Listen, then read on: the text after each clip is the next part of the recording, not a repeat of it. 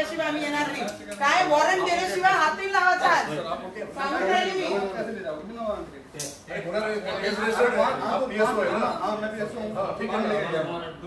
Duty है हमारा, आप कैसे बोल रहे हो? आपको भी साथ में आना है। हम चलेंगे बांट लेगा ये ना। अरुण भाई और क्या ऐसे कैसे ले जाओगे आप?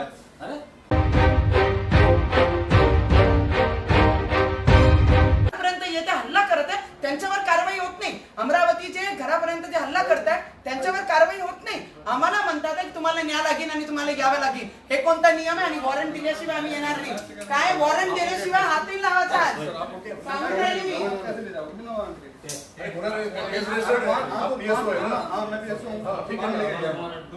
ड्यूटी है हमारा, आप कैसे बोल रहे हो? आपको भी साथ में आना है। हम चलेंगे बांट लेगा ये ना।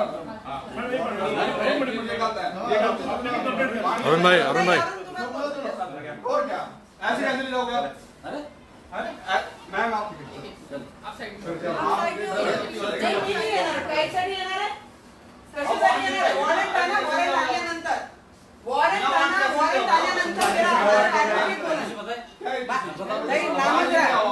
मी कॉम्प्लेनच केलाय. तुम्ही येऊ नका. तुम्ही महिला तुमची रिस्पेक्ट करते, तुमचा मान सन्मान करते. येऊ नका. आम्ही कॉम्प्लेनच केलाय कालपासून. आमची पण कंप्लेंट आहे ना. आमची प्लीज आमची कंप्लेंट घ्या ना. आम्ही येत नाही. अशा पद्धतीने अशा पद्धतीने तुम्ही व्यवहार केला दादा. मला असंही सांगते. तुम्ही डिपार्टमेंटमध्ये आहे. नियमानुसार काम करा. नियमच्या बाहेर काम करू नका. नियमानुसार काम करा. मी तुम्हाला सांगत आहे, वॉरंट दाखवा आणि कोण आहे? आम्ही लोकप्रतिनिधी आहे. आवाज खाली करा. आवाज खाली करा. आवाज खाली करा. मी सांगून राहिले. आवाज खाली. ओय, आमच्या घरात येऊ शकत नाही. आम्ही लोकप्रतिनिधी बाहेर चला पहिले. चला बाहेर. या महाराष्ट्रामध्ये आम्हाला अशा पद्धतीने घरामध्ये येऊन आम्हाला धमकवते पोलीस. या ठिकाणी आम्हाला अरेस्ट करत आहे. वॉरंट नाही आहे. आणि जे लोकांनी 500-600 लोकांनी हमला केला आमच्यावर, त्यांच्यावर गुन्हा दाखल होत नाही. पण मुख्यमंत्र्यांना आमच्यावर गुन्हा दाखल होते. हे महाराष्ट्रामध्ये चालू आहे. खासदार आमदारांना दाबण्याचा प्रयत्न चालू आहे. या ठिकाणी मी महाराष्ट्रातल्या सगळ्या जनतेला सांगतो की ही स्थिती महाराष्ट्राच्या मुख्यमंत्र्यांनी आणली आहे की आम्हाला आमच्या घरामध्ये येऊन आम्हाला सांगतात गुन्हा दाखल झाला. आमच्यावर गुन्हा दाखल करून आम्हाला जबरदस्ती न्यायचं काम करत आहे. हा पूर्ण महाराष्ट्र पाहत आहे. जर आम्ही या ठिकाणी हनुमान चालीसा वाचली पाहिजे, यासाठी आम्ही विनंती केली. आमच्यावर गुन्हा दाखल केला आणि 500 लोकांनी आमच्यावर हमला केला. त्या ठिकाणी संजय राऊत म्हणते आमच्या गौऱ्या मशानामध्ये गेलेले आम्हाला 20 फूट गड्ड्यामध्ये टाकू. संजय राऊत गुन्हा दाखल झाला पाहिजे. मुख्यमंत्र्यांवर गुन्हा दाखल झाला पाहिजे आणि अनिल परबवरी गुन्हा दाखल झाला पाहिजे. तेव्हा आम्हाला मान्य आहे. या ठिकाणी जबरदस्ती पोलीस करत असाल आणि सरकारच्या सांगण्यानुसार मुख्यमंत्र्यांच्या दबावामध्ये जर आमच्यासारख्या लोकप्रतिनिधीला या ठिकाणी आमचा अन्याय होत असेल तर संपूर्ण महाराष्ट्र पाहत आहे. आम्ही जेलामध्ये गेलो तर जमानत सुद्धा घेणार नाही. या अन्याय सुद्धा लढत राहू. जर आम्हाला बेगुन्हा लोकांना फसवत असेल तर या ठिकाणी आम्ही कुठल्याही फोन कशाला घेतोय बाबा? लाईव्ह चालू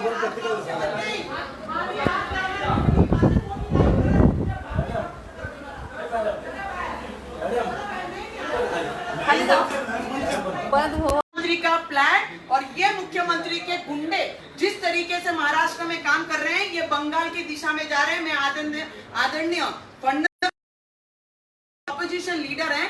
जिस तरीके से लोक प्रतिनिधि अपने प्रश्नों के लिए लड़ता है और जो हम लड़ रहे हैं, आज आपकी और पंतप्रधान जी को मैं विनंती करूंगी कि इस चीजों को ध्यान में रखते हुए ये महाराष्ट्र को आपकी जरूरत है. और नारायण राणे साहब को बोलूंगी, आज आपकी हम जैसे लोगों को लोक प्रतिनिधि लगा दीजिए. देखते हैं तुम्हारे में ऑफेंस लगाने की कितनी ताकत और हमें कितनी.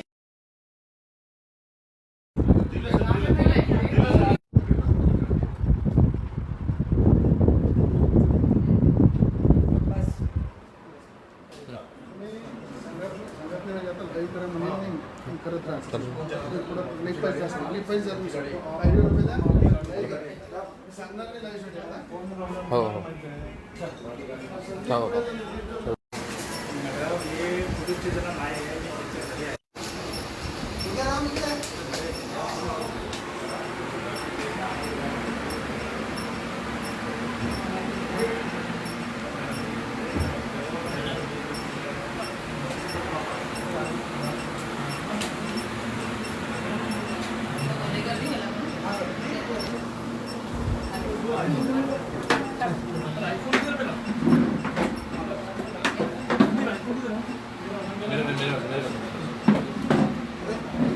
खाली जावा ना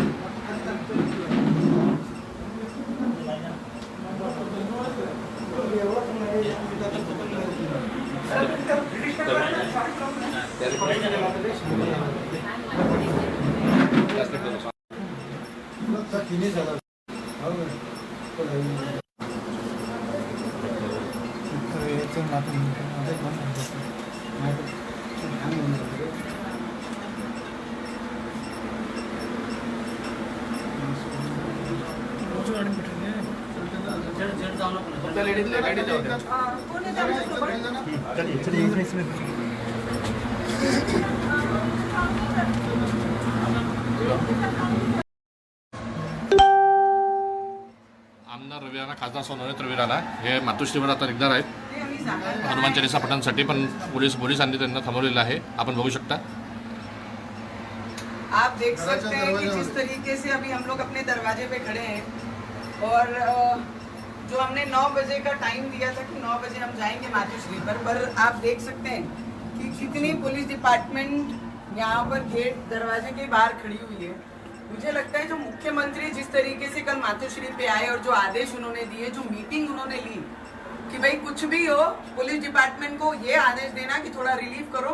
जो बैरिकेड हमारे लेन के दोनों तरफ लगी हुई थी, आज बैरिकेड भी हटाए गए हैं और वो बैरिकेड क्रॉस करके हमारे गेट के अंदर तक दरवाजे, जहां पर बाकी भी 10 फैमिलियां हमारे साथ में रहती हैं वो अपार्टमेंट में, वो लोगों को भी परेशान ये डिपार्टमेंट की वजह से आज होना पड़ रहा है कि अंदर घुसने तक ये डिपार्टमेंट कर क्या रहा है और किसके आदेश पे ये डिपार्टमेंट चल रहा है. जिस तरीके से लोगों का और हमला करने की जिस तरीके से वो प्रयत्न कर रहे हैं कि कल भी उन्होंने यही बोला, 2 शब्द बोले मुख्यमंत्री ने, और मुख्यमंत्री जो 2 साल 2.5 साल से काम पे ही गए नहीं है, जो बोलते हैं ना कि हमारे मराठी में एक मन है, बहुत ज्यादा अच्छी मराठी मुझे आती नहीं, पर जितनी मराठी मुझे आती है, बिन कामे पूर्ण पगारी, या पद्धतीचे जो मुख्यमंत्री है हमारे, काम कुछ नहीं पर पगार पूरा लिया है मुख्यमंत्री का पिछले 2-2.5 सालों से, और काम एक बार भी मंत्रालय वो गए नहीं है. पर सिर्फ कल पूरी फैमिली के साथ में वो मातोश्री के बाहर आए और अपने पूरे शिव सैनिकों के साथ में उन्होंने घर में मीटिंग ली, पदाधिकारियों को हमला करने के लिए उन्होंने तैयार किया. और जब जहां कल रात तक बैरिकेड को कोई टच भी नहीं कर पाया जो शिव सैनिक, आज वो बैरिकेड को तोड़ के गेट के अंदर तक कैसे आते हैं, ये पहला प्रश्न मेरा इनसे. या तो डिपार्टमेंट उनके प्रेशर में काम कर रही है या डिपार्टमेंट उनके अनुसार काम कर रही है. दोनों में से ये एक चीज है. अगर इतनी खुलेआम अगर गुंडागर्दी शिवसेना में कर रही है, और मैं अभी भी बोल रही हूँ कि मैं नीचे भी जाऊंगी और गेट के बाहर भी जाऊंगी और मातोश्री के बाहर हम हनुमान चालीसा का पाठन भी करेंगे, उसमें कोई भी हमें रोक नहीं सकता है. तुम्हारे पास जरूर प्रशासन और सरकार होगी तुम्हारी, पर ताकत तो हमको भी हमारे लोगों ने दी है. तुम तुम्हारे पीढ़ी के भरोसे खा रहे हो, हम अपने स्वतः हमारा भविष्य हमने निर्माण करके यहाँ पर आए, और बजरंग बली की ताकत, संकट मोचन की ताकत हमारे साथ है, तो कोई भी हमारा बाल भी बांका नहीं कर सकता. ये डिपार्टमेंट को भी बोलना है और उद्धव ठाकरे को भी बोलना है. 100% है. मैंने कल भी बोला है कि अगर कोई हमला होता है, सुव्यवस्था बिगड़ती है, तो उसका पूरा इल्जाम और पूरी बोलते हैं ना जो मास्टर प्लानिंग, काम तो कुछ करना नहीं है, सिर्फ किस पे हमला करना है, किसको अंदर डालना है, किसको मर्डर केस में डालना है, किसको हाफ मर्डर में डालना है, किसको कौन से गुना में डालना है, बस वही प्लानिंग करने के लिए उद्धव ठाकरे मुख्यमंत्री हमारे महाराष्ट्र में रह गए. बाकी तो कोई काम करना नहीं है. जिस तरह से हनुमान चालीसा पढ़ने के लिए हम लोग मातोश्री जाने वाले थे, अभी घर से बाहर निकल के हम शांतपूर्वक हनुमान चालीसा का पाठ पढ़ के, आज शनिवार है और शनिवार के माध्यम से आज हनुमान जी का दिन है, बजरंगबली का दिन है, मारुती रायांचा दिवस है, आणि या दिवशी खऱ्या अर्थानं इस वजह से हम लोग जब निकल रहे तो हमको यहाँ पे रोका जा रहा है और यहाँ पे रोक के पूरी पुलिस हमारे दरवाजे पे खड़ी है, बाहर निकलने नहीं दे रही है. और मुझे लगता है हनुमान चालीसा पढ़ना और बजरंगबली का, श्री राम भगवंत का नाम लेने के लिए अगर यहाँ पे उद्धव ठाकरे जी की परमिशन लेना पड़ता, यहाँ पे अगर हमको जाने के लिए उद्धव ठाकरे जी के माध्यम से रोका जाता है, तो मुझे लगता है महाराष्ट्र की कायदा सुव्यवस्था ये राज्य के मुख्यमंत्री बिगाड़ रहे. और इन्होंने जो गुंडे हमारे घर पे हमला के लिए भेजे, जो बाला साहब के सैनिक नहीं है। बाला साहब के सैनिक अगर रहते थे तो मेरे को मालूम है वो हनुमान चालीसा हमारे साथ पढ़ते थे। ये पावर का दुरुपयोग मुख्यमंत्री महाराष्ट्र में कर रहे हैं। महाराष्ट्र में हाहाकार मचा है, कायदा सुव्यवस्था बिगड़ी हुई है और हमारे घर में घुस के हमारे गेट को लात मार रहे हैं, हमारे अंदर घुस के हमारे घर में घुस के हम पे हमला करने की कोशिश कर रहे हैं। अगर महाराष्ट्र के अंदर एक आमदार और खासदार अगर सुरक्षित नहीं है तो आम जनता महाराष्ट्र की कैसी सुरक्षित रहेंगी, ये महाराष्ट्र की जनता का सवाल है। बजरंगबली हमारे शरीर में, हमारे खून में, श्री राम भगवंत के विचार हमारे शरीर में, इसे कोई खत्म नहीं कर सकता, इसे कोई रोक नहीं सकता। अगर यहाँ पे रोकने की ताकत उनमें है तो वो पुलिस का उपयोग करके हमें रोकने की ताकत यूज कर रहे हैं। और मुझे लगता है अभी हम लोग दरवाजे पे हमको रोका है, यहाँ पुलिस बंदोबस्त लगा हुआ है, पुलिस बाहर निकलने नहीं दे रही है। और इस तरह की अगर महाराष्ट्र के मुख्यमंत्री ने पुलिस को निर्देश दिए और शिव सैनिक जो गुंडागर्दी करके हम पे हमला कर रहे हैं, यही महाराष्ट्र की संस्कृति है, तो महाराष्ट्र में 2-2.5 साल में तो कुछ हुआ नहीं, पर इसके माध्यम से महाराष्ट्र की पूरे मुख्यमंत्री के दादागिरी का, गुंडागर्दी का पूरा दर्शन महाराष्ट्र देख रहा है। पूरी तरह से महाराष्ट्र अपने घर में बैठ के देख रहा है। और जो बजरंगबली के भक्त है, राम भक्त है, वो भी देख रहे हैं कि इस तरह से हमारे को रोका जा रहा है, गुंडागर्दी, हमारे घर तक हमला हो रहा है। ये महाराष्ट्र का दुर्भाग्य है। हम मातोश्री जाएंगे, हनुमान चालीसा पढ़ेंगे, उसके लिए हम जाने के लिए नीचे उतर रहे थे, हमको रोका गया। आणि आज सगळ्यांना मी आपल्या सगळ्यांच्या माध्यमातून सांगतो की आज मातोश्रीवर महाराष्ट्राच्या सुख शांतीसाठी, शेतकऱ्यांसाठी, शेतमजुरांसाठी, कामगारांसाठी आणि या सगळ्या महाराष्ट्राच्या जनतेसाठी खऱ्या अर्थाने आमचं दैवत आहे। शिवसेना प्रमुख बाळासाहेब ठाकरे हे आमच्या हृदयात आहे आणि ज्यांना वारंवार काही लोक म्हणतात, शिवसेना नेते म्हणतात ते मंदिर आहे, देऊळ आहे, आम्ही सुद्धा देऊळ आमच्या हृदयामध्ये ठेवतो। त्याच देवळामध्ये जाऊन आम्ही त्या ठिकाणी हनुमान चालीसा वाचायला निघालो होतो आणि आम्हाला या ठिकाणी थांबवलं आणि गुंडागर्दी करून आमच्या घरामध्ये जो हमला होत आहे आणि पोलिसांना कुठे हाताशी धरून मुख्यमंत्री कायदा सुव्यवस्था बिघडत आहे, आम्हाला दरवाजामध्ये रोखलेला आहे। मला असं वाटते महाराष्ट्रात ठेवला राज्याचे मुख्यमंत्री उद्धवजी ठाकरे हा संपूर्ण महाराष्ट्र पाहत आहे आणि या ठिकाणी श्रीराम भगवंताचं नाव, हनुमानजीचं नाव, बजरंगबली मारुती रायांचं नाव घेण्यासाठी आम्हाला कोणी थांबू शकत नाही। आम्ही इथून बाहेर पडणार आहे, पण याची पूर्ण जबाबदारी राज्याच्या मुख्यमंत्र्यांची राहील। मुख्यमंत्र्यांनी मातोश्रीवर काल येऊन 2 तास बैठक घेतली। फक्त बैठक कशासाठी घेतली, आम्हाला असं वाटलं की त्या ठिकाणी हनुमान चालीसा वाचतील, हनुमान चालीसा वाचण्यासाठी कार्यकर्त्यांना संबोधित करतील, स्वतः हनुमान चालीसा वाचतील। ज्या बाळासाहेबांचं मंदिर मातोश्री आहे, बाळासाहेबांचे विचार त्या मातोश्रीमध्ये आहे, पण त्या ठिकाणी ती बैठक, ती हनुमान चालीसा त्यांनी वाचली नाही। त्या ठिकाणी कार्यकर्त्यांना बोलून आमच्या घरावर हमला करायचा, आम्हाला रोकायचं, मारायचं, आमच्या गाळ्यात तोडफोड करायच्या, अशा प्रकारचा निर्देश राज्याचा मुख्यमंत्री देतात। महाराष्ट्र पुढे चालला आहे ही महाराष्ट्राची जनता पाहत आहे आणि श्री रामचंद्र भगवान आणि मारुती राय हे सगळं जे शक्ती आमच्यामध्ये आहे, हे महाराष्ट्राच्या सुख शांतीसाठी आम्ही त्या ठिकाणी जाणार आहे, शांततेने जाणार आहे, आम्हाला रोखू नये असं आम्ही हात जोडून विनंती करतो।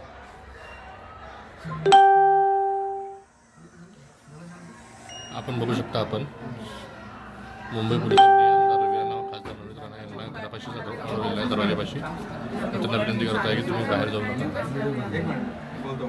पण आमदार रवी राणा, खासदार नवनीत राणा हे ठाम आहेत की मातोश्रीवर जाऊन हनुमान चालीसा पाठ करणार। आता काय आपण जाणार का परिस्थितीमध्ये? काय विषय काय हरकत आहे?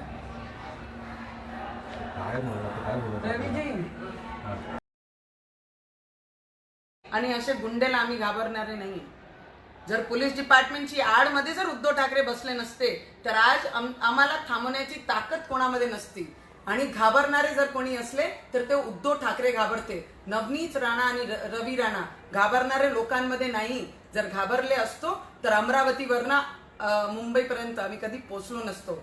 आम्ही सुव्यवस्था आणि आमचे आदरणीय प्राईम मिनिस्टर जे उद्या मुंबईमध्ये येणार आहे त्याच्यामध्ये काही अडचणी निर्माण होऊ नये। पोलीस डिपार्टमेंटला आम्ही सोबत साथ दिली पाहिजे, सुव्यवस्था, लॉ अँड ऑर्डर कायद्यामध्ये राहिला पाहिजे, नियममध्ये। आणि जे गृहमंत्री म्हणतात आहे की जेही आम्ही करत आहे तर कोणाची बंदूक आमचे शोल्डरवर, कांद्यावर ठेवून ते आपली राजनीती करत आहे, मला असं वाटतं आहे। मी मुंबईचीच मुलगी आहे, जरी आपण मुंबईचे नसन, आपण गृहमंत्री आहात, आपण ज्या पद्धतीने ज्या भाषेत आपण पत्रकार परिषदमध्ये बोलला त्याच्यामध्ये तुमच्याकडनं ही अपेक्षा होती की ज्या पद्धतीने दुसऱ्यांचे आमचे आदरणीय पवार साहेबांच्या घरावर जे हल्ला झालं ते गरीब लोक होते बिचारे, एसटी वर्कर मजदूर लोक, 18,000 20,000 पगार घेणारे लोक होते, ते आपली व्यथा घेऊन तिथे गेले होते, ते काही टेररिस्ट नव्हते. त्यांच्यावर ऑफेन्स दाखल केले. आम्ही निषेध केला की असे सिनियर पॉलिटिशियनवर ज्यांना सगळे आम्ही रिस्पेक्ट करतो असे लीडरच्या घरावर असे हल्ला होणं काही चांगलं नाही. तिथे जर कारवाई होते त्या एसटी वर्करांना 8 दिवस 10 दिवस जेलाचे मागे टाकतात, त्यांच्यावर कारवाई करते, तर आज ती कारवाई रवी राणा, नवनीत राणा जे लोकप्रतिनिधी आहे, एवढे लोकांचं लोक नेतृत्व करतात, त्यांच्या घरावर जर हल्ला होते तर त्यांच्यावर कारवाई होणार का, हा गृहमंत्रीला पहिला प्रश्न. सुव्यवस्था लॉ अँड ऑर्डर जर कोणी बिघडत असेल तर ते मुख्यमंत्री बिघडवत आहे. कारण की ज्या पद्धतीने आमचे डिप्टी सीएमनी आता बोलले, अजितदादांनी, आदरणीय अजितदादा पवार साहेबांनी ज्या शब्दात बोलले की त्यांची काळजी घेणं ही आमची जबाबदारी आहे, मला वाटतं आणि त्यांनी स्पष्ट शब्दात म्हटलं की मुख्यमंत्री या पूर्ण घडामोडीवर, या पूर्ण आंदोलनामध्ये ते पूर्ण नजर ठेवून आहे. मला असं वाटतं मुख्यमंत्रीला दुसरा काहीच काम उरलेला नाहीये. नवनीत राणाला, रवी राणाला कधी माझे गेलेले गुंडे मारतात त्याच्यावर लक्ष ठेवून आहे. नवनीत राणा, रवी राणा सिक्युअर राहिले पाहिजे, लोकप्रतिनिधीवर असा धब्बा लागला नाही पाहिजे, त्याच्यावर लक्ष नाहीये. आणि याच ठिकाणी जर अजितदादा पवार जर मुख्यमंत्री असते एवढी परिस्थिती खराब कधी या महाराष्ट्रामध्ये झाली नसती. दुसरी एलिगेशन या गृहमंत्री साहेबांवर आहे. जर सुव्यवस्था ऑर्डर मध्ये ठेवायची होती तर या गुंडे जे आमच्या घरापर्यंत आणि अमरावतीच्या घरापर्यंत जे आंदोलन करत आहे, जे लहान मुलं आहे, बुजुर्ग लोक परिवारामध्ये तिथे जे हे करत आहे ते झाली नसती. बॅरिकेड तोडून देण्यापर्यंत पोलीस डिपार्टमेंट कुठे होता? कुठे तुम्ही त्यांना प्रश्न विचारला नाही? बॅरिकेड ते कसे तोडू शकते? म्हणजे तुम्ही कमी पडत आहे की ते तुमच्यापेक्षा ताकदवर पडत आहे, या तुम्ही प्रेशर मध्ये काम करत आहे? हा एलिगेशन सरळ मुख्यमंत्री आणि गृहमंत्रीवर माझं आहे. असं म्हणणं आहे त्यांना पोलिसांना सूट दिली आहे, मुख्यमंत्री 100%. येस, त्याच्याशिवाय कोणतेही असे आम लोक आणि गुंडे जे पाठवलेले आहेत त्यांची हिंमत नाही पोलिसांना धक्काधुक्की देऊन बॅरिकेड पाडून कोणाच्या घरापर्यंत पोहोचणं. म्हणजे तर दुसरे असं तर कोणी कोणाच्या घरावर जाईल आणि पोलीस काही कारवाई करत नसेल. पोलिसाचा फोर्स कमी पडला नाही तर प्रेशर मध्ये काम करत आहे. डायरेक्ट एलिगेशन माझा मुख्यमंत्री आणि गृहमंत्रीवर आहे. शिवसेनेचा आरोप आहे की तुम्ही सगळं हे ड्रामा करता. मला असं वाटते की आज कोणताही विधानसभा आणि लोकसभा नाहीये. मी लोकसभा रिप्रेझेंट करते as a member of parliament.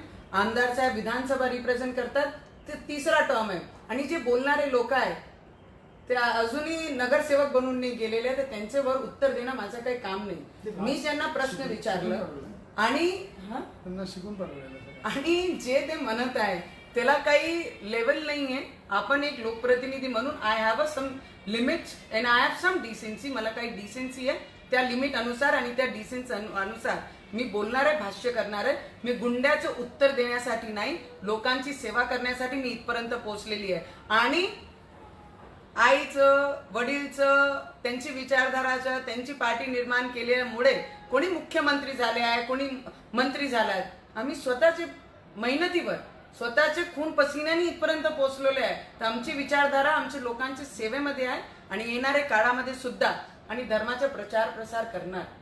पहिलेही करत होती, आजही करणार आणि उद्या सुद्धा करणार. आणि माझी पिढी सुद्धा धर्माचा प्रचार प्रसार करणार. कोणी थांबू शकत नाही. पण याच्यातून एक स्पष्ट होते की उद्धव ठाकरे आणि शिवसेनाला हिंदुत्ववादीचा विसर पडलेला आहे आणि हिंदुत्ववादीचे प्रत्येक गोष्टी रामाला विसरलेले आहे. ज्यांचे नावाने मतं खाल्ले, आतापर्यंत मतं घेतले आणि हनुमानजीचे, हनुमान चालीसाचं अपमान त्यांनी केलाय. नवनीत राणा, रवी राणा यांचा अपमान नाही, हा आमचे देवाचा अपमान आहे. शिवसैनिकांनी आणि उद्धव ठाकरेचे म्हणण्यानुसार हे सगळं अपमान झालेलं आहे. पण उद्याचं PM साहेबांचा जे दौरा आहे ते तिथे कोणताही गालबोट लागू नये म्हणून आम्ही जे आहे, आम्ही जे निर्णय घेतलेले आणि पोलिसांच्या प्रेशरमुळे की तुम्हाला आता आम्ही गाडीमध्ये नेणार आहे, तुम्हाला आम्ही एअरपोर्ट सोडणार आहे, तुम्हाला इथून रवाना करणार आहे, ज्या पद्धतीचे पोलीस डिपार्टमेंट आम्हाला रिक्वेस्ट करत आहे, आम्हाला सांगत आहे, मला वाटते एवढा प्रेशराईज कशाला? कोणी टेररिस्ट नाहीये. जीवातली भीती वाटते तुम्हाला? ज्यापर्यंत जे ओरडाओरडी चालली मला असं वाटते की मी कोणाशी घाबरणारी नाही आहे आणि देवाची नावाने जर जीव जात असन तर माझा जीव आज नाही, उद्या नाही, आजच गेला पाहिजे, काही फरक पडत नाही. जीवाची भीती आम्हाला 1% नाही. जर पोलीस डिपार्टमेंटनी आम्हाला म्हटलं की तुम्हाला आम्ही जाऊ देतो मातोश्रीपर्यंत, तर मी आत्ता at this point I leave and I go to Matoshree. कोणीच मला थांबू शकत नाही. जीवाची पर्वा केली असती तर अमरावतीवरनं इथे आली नसते आणि पॉलिटिक्स क्षेत्रामध्ये, राजकारण क्षेत्रामध्ये मी कधी आली नसती. लोकांची सेवासाठी जीव देण्यासाठी तयार आहे. मैम हिंदी में जानना चाहेंगे मैम, क्या आपका उद्देश्य पूरा हुआ है? क्योंकि आपने कहा था मातोश्री। मुझे लगता है मेरा उद्देश्य स्पष्ट तरीके से पूरा हो गया है. मैं नहीं पहुंच पाई मातोश्री तक, रवि राणा जी नहीं पहुंच पाए, पर हमारे रूप में जो हनुमान चालीसा वहां होना चाहिए था, जो हम करने वाले थे, वो कई भक्त हनुमान जी के जाके वहां पे मातोश्री के सामने हनुमान चालीसा पढ़ रहे हैं. तो मेरा जो उद्देश्य था कि संकट मोचन, संकट हटाए हमारे महाराष्ट्र से, वो कहीं ना कहीं ये सिद्ध होता है कि हमारी आवाज वहां तक पहुंचती है और मातोश्री के सामने हनुमान चालीसा का पाठन होता है. तो मुझे लगता है जो भी गुंडे उद्धव ठाकरे ने हमारे घर तक भेजे हैं, वो अमरावती के घर में हो या मुंबई के घर में हो, ये शिव सैनिक तो कभी से चले गए. बाळा साहब के साथ उनके शिव सैनिक, ओरिजिनल जो शिवसेना निर्माण जिसने की, वो उनके साथ ही चले गए.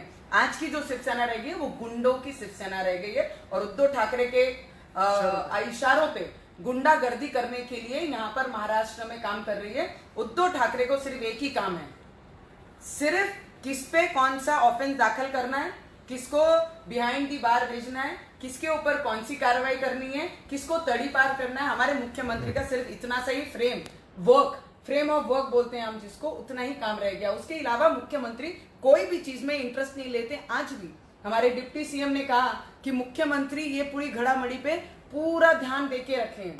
मुख्यमंत्री का ध्यान ऐसे ही प्रकरणों में रहता है. मुख्यमंत्री का ये ध्यान नहीं रहता कि किसान आत्महत्या कर रहे हैं, मैंने उस पर चर्चा करनी चाहिए, या इलेक्ट्रिसिटी पे इतना डिपार्टमेंट में प्रॉब्लम है, उस पर मैंने कुछ बोलना चाहिए, या फिर बेरोजगारी इतनी बड़ी है उस पर बोलना चाहिए. एसटी जो बस ड्राइवर्स हैं या कंडक्टर्स हैं या सेवक हैं, जितने भी हैं, उन्होंने इतनी सुसाइड की, उस पर मैंने चर्चा करनी चाहिए. ये विषयों पे हटकर सिर्फ एक ही लक्ष्य मुख्यमंत्री का पूरे महाराष्ट्र में रह गया, कौन सा ऑफेंस किस पे दाखिल हो, किसको तड़ीपार की जाए, किसको जेल के पीछे कैसे भेजा जाए, कितनी ताकत से किसके पीछे लगा जाए. सिर्फ ये फ्रेम ऑफ वर्क रह गया मेरे महाराष्ट्र में. और महाराष्ट्र को बचाना है तो मैं पंतप्रधान जी से विनती करूंगी, राष्ट्रपति जी से विनंती करूंगी कि महाराष्ट्र पे ध्यान देके महाराष्ट्र की जनता को बचाया जाए. नहीं तो जिस दिशा में हमारा महाराष्ट्र जा रहा है, आज तक महाराष्ट्र की जनता ने इस तरीके की परिस्थिति, इतनी परिस्थिति खराब है कि 2 साल तक हमारे सीएम साहब कार्यालय में नहीं जाते, तो उस महाराष्ट्र की, उस राज्य की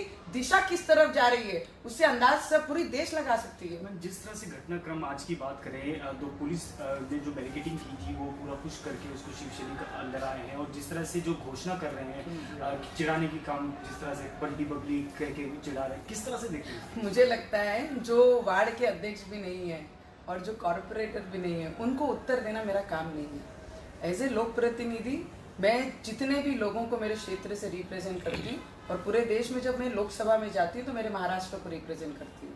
तो मुझे लगता है मैं गुंडों को जवाब देने के लिए नहीं बैठी हूँ, पर महाराष्ट्र पे जो संकट आया है और जो उद्धव ठाकरे के इशारों पे ये शिवसैनिक गुंडे बनकर यहाँ पर हल्ला कर रहे हैं, तो ये किसी और का काम नहीं, ये उद्धव ठाकरे जी का काम है. और उद्धव ठाकरे के ही इशारे पे पूरे महाराष्ट्र में बंगाल जैसी परिस्थिति निर्माण करने का काम ये उद्धव ठाकरे कर रहे हैं. शिवसेना कहीं ना कहीं अपनी ताकत दिखा रही है, क्योंकि हम देखें तो हम सुबह से कवर करें, मातोश्री के बाहर भी काफी भीड़ थी. बड़े बड़े नेता अनिल देसाई, यहाँ पे विनायक राउत आए, मीडिया से रूबरू बातें की उन्होंने. क्या लगता है पूरा एक इवेंट प्लान के तहत ये सब किया गया, आपको किस तरह से लगता है? हाँ, मुझे ऐसा लगता है जितने भी लोक प्रतिनिधि सीनियर है, मैं तो बहुत जूनियर हूँ. मैं फर्स्ट टाइम MP बनकर आई हूँ, member of parliament, as individual, as अपने खुद के सिंबल पे मैं जीत के यहाँ तक आई हूँ. और बहुत सारे सीनियर लीडर मैं देख रही हूँ नीचे बैठ के वड़ा पाव खा रहे हैं. वड़ा पाव तो हमारे महाराष्ट्र में किए हैं, सभी खा के अपना जीवन निकाल सकते हैं, ऐसा वड़ा पाव का फेमस ये है. पर मैं जितने भी सीनियर लीडर वहां पे आए उनसे एक रिक्वेस्ट जरूर करना चाहूंगी, इतना गुंडेशाही करने से अच्छा अपने मुख्यमंत्री को बोलिए जहां जहां संकट है पूरे महाराष्ट्र के, कौन से जिले में कहां पानी टंचाई है. मुझे लगता है यहाँ पर एक एम्बुलेंस भी मेरे घर के नीचे देखी गई है. मैंने एम्बुलेंस अगर लानी थी तो मुझे लगता है थाने डिस्ट्रिक्ट में, जब वहां की एक महिला आदिवासी 4 किलोमीटर 2 व्यक्ति उन्हें ऐसा झोला बनाकर डिलीवरी के लिए हॉस्पिटल लेके जाते हैं, तो वहां एम्बुलेंस की जरूरत है। नवनीत राणा के घर में एम्बुलेंस की जरूरत नहीं, पर जहां लोगों को एम्बुलेंस और हॉस्पिटल की जरूरत है वहां पर एम्बुलेंस पहुंचानी जरूरी थी। उस महिलाओं को 2 व्यक्ति ने अपने कंधों पे उठाकर डिलीवरी के लिए हॉस्पिटल तक लेके गए। तो मुझे लगता है ये व्यवस्था हमारी महाराष्ट्र की इस तरीके से होती जा रही है। और डिप्टी सीएम जिस तरीके से हमारे अजित पवार साहब जो मैच्योरिटी से वो बोलते हैं कि लोक प्रतिनिधि की सुरक्षा करना, सिक्योरिटी करना, यह हमारी जवाबदारी है। मुझे लगता है इनसे अच्छे कई पट काम वाले व्यक्ति अगर कोई महाराष्ट्र में होंगे, अगर यही पार्टी का पूरा महाआघाड़ी बनना था तो मुख्यमंत्री उद्धव ठाकरे को देके धब्बा ही लगाया हमारे महाराष्ट्र को। अजित दादा को मुख्यमंत्री होना चाहिए था। जिस हिसाब से वो अपना विषय रखते हैं, जिस हिसाब से लोक प्रतिनिधि की व्यथा वो जानते हैं, जो प्रश्न हम रखाते हैं उनकी एटलीस्ट नॉलेज में तो रहती है। इस मुख्यमंत्री को सिर्फ ऑफेंस, जेल, कार्रवाई, तड़ीपार इतने तक ही फ्रेम करके अपने आप को रख लिया गया। एक आखिरी सवाल, जिस तरह से राजनीतिक प्रतिक्रिया जिस तरह से आई है, बाकायदा होम मिनिस्टर की तरफ से भी कहा गया है कि आपके शोल्डर पे गन रखे दूसरे राजनीति खेल रहे हैं और राष्ट्रपति शासन लगाने की मुझे ऐसा लगता है कि मेरे कंधे पे बंदूक रखकर चलाने की किसी को भी जरूरत नहीं है। अगर वो सीधा सीधा बीजेपी को बोलते हैं टारगेट करें, बिकॉज महा विकास आघाड़ी में बाकी तो 3 ही प्रमुख पक्ष तो उनके साथ हैं, सिर्फ एक ही विपक्ष में है जो सबसे बड़ी पार्टी है आज महाराष्ट्र में।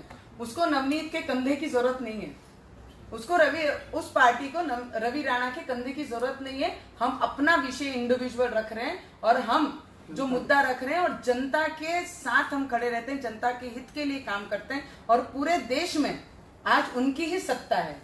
तो मुझे लगता है वो अपने विषय बहुत अच्छे से और बहुत पावरफुली प्रेजेंट करते हैं, बहुत पावरफुली रखते हैं। और महाराष्ट्र में जो करप्शन चालू है, जो करप्शन की आवाज वो उठा रहे हैं, तो मुझे लगता है उसके लिए नवनीत राणा के कंधे की उनको जरूरत नहीं। नवनीत राणा खुद इंडिपेंडेंटली सामने आके लड़ाई लड़ रही है और आगे भी लड़ रहे हैं और पार्लियामेंट में भी जब जब मुझे लगता है महाराष्ट्र में ये गलत हो रहा है तो उसके विरोध में मैं आवाज उठाती हूँ। तो मैं विनंती करूंगी, मैं राष्ट्रपति जी को भी मिलूंगी, मैं पंतप्रधान जी को भी मिलूंगी कि यहाँ पर महाराष्ट्र में राष्ट्रपति शासन ये लगना बहुत जरूरी है।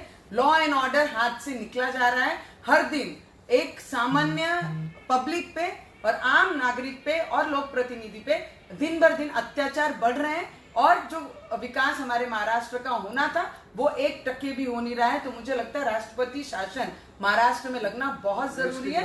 अगर महाराष्ट्र के हित में और लोगों के हित में अगर काम करना है तो यहाँ राष्ट्रपति शासन लगना चाहिए। और देश के गृह मंत्री को भी मैं जाकर अमित भाई को भी मिलूंगी और निवेदन करूंगी। मैम, मोहित कंबोज बीजेपी के नेता है, उनकी गाड़ी पे भी कल पथराव मुझे लगता है कि किसी पे भी कुछ बोलना मुझे नहीं चाहिए। जो भी हुआ वो बहुत गलत हुआ।